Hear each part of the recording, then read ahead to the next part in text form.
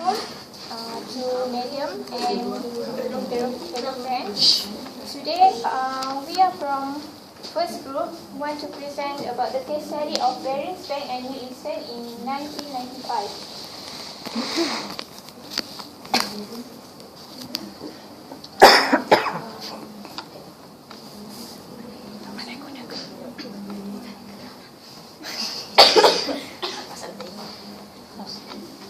Small.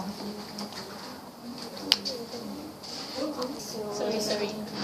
This is our contents. First, introduction, background of Unikl, key factors that effective financial crisis, risk identification, risk management process done, and risk mitigation proposal and vessel tool.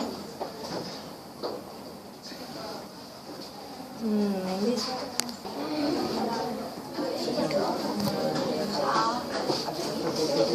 For the introduction, I will tell you about the bearing strength. Bearing strength was founded in 1762 by Sir Francis Baring. This is the oldest mercantile bank in London until its collapse in 1995. This hit comes principally from a hit on a long position in the Nikkei 225 futures of national value around $7 billion on the Osaka and Singapore exchange. The demise of the bank was brought about as a result of the actions of the derivative trader Nicholas Nielsen or Nick Nielsen, stationed in Singapore. Okay. This is the background of Nick Nielsen. Actually, Nick Nielsen, the name is Nicholas Nielsen, was born on 25 February 1967. He is the former derivative broker that caused the collapse of Baring's Bank. He grew up in London's Watford, Sabah, worked for Morgan Stanley after graduating university. Shortly after, Nielsen joined Barings and was transferred to Jakarta, Indonesia to sort through a back office mess involving £100 million of share certificates. Then he enhanced his reputation with Barings Bank when he successfully rectified the situation in 10 months. And lastly, in 1992, after his initial success, Nielsen was transferred to Baring Securities in Singapore and worked with a lot of power and freedom.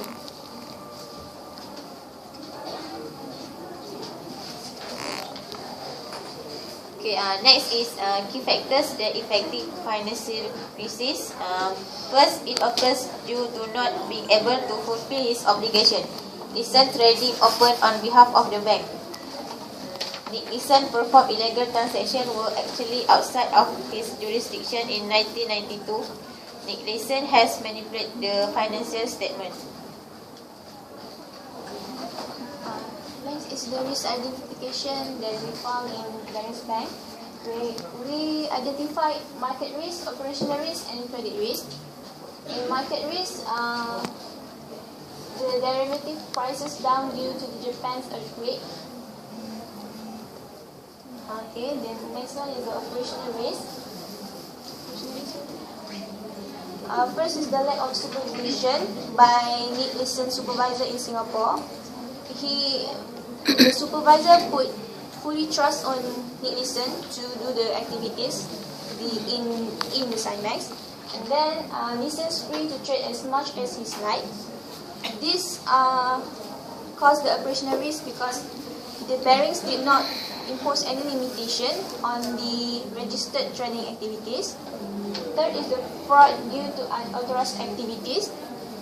This is because the Nielsen do an unauthorized activities and hide the activities in the account called error account.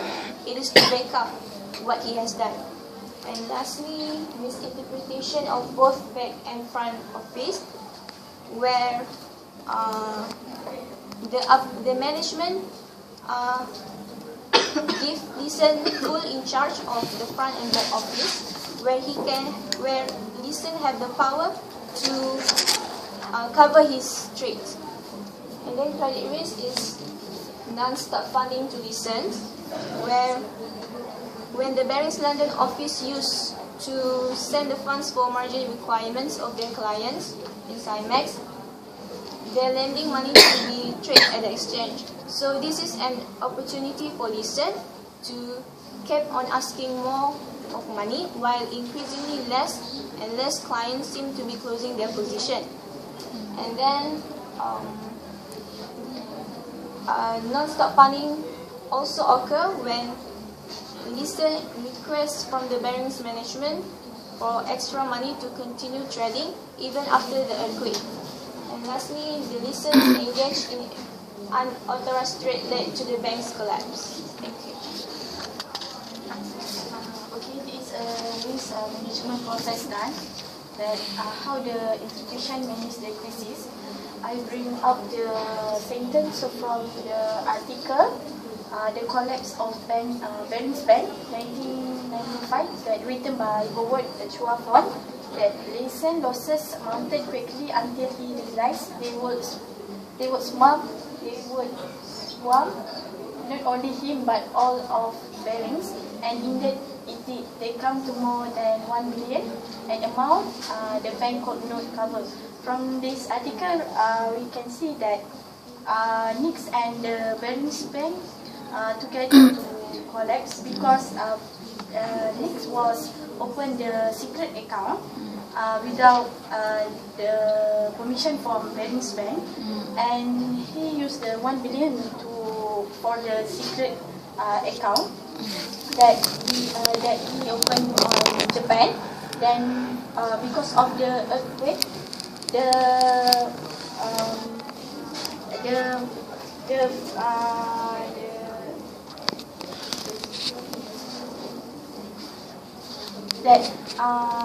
from the losses of the 1 billion, the Barings Bank cannot cover the risk mitigation. And the last risk mitigation proposal and Basel 2. The question, what did Barings case happen to an Islamic bank? The management should identify and measure the risk, develop a strategy for maintaining the adequate capital levels, board ensure appropriate level and quality of capital, understand the risk and sets the bank risk appetite, ensure that management carry out the development and effective implementation of the ICAAP. Independent review. The best auditor will review the ICAAP report. It is to check and balance the ICAAP. And the last, supervisory review. The report will then be reviewed by BNM whether the Islamic bank meets BNM targets. And then conclusion that Barings banks have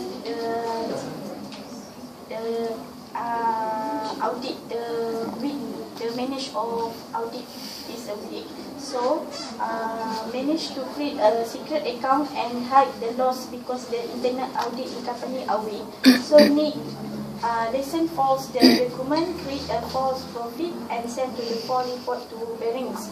And from the end improper segregation of client fund and financial requirement. From that we know that NIC have all authority to manage the Barings department at Singapore, and there is no supervisor to supervise his activity. Because of that, he managed to hide the money and the account, even though it's losses. And in the end, Nick Lesson was arrested and received his 6.5 years to the jail. What happened to Barings banks? Collapse. When collapse from company from Unikl company was by the Barings Bank and save their liability. How much did they bought? £1. So you can imagine the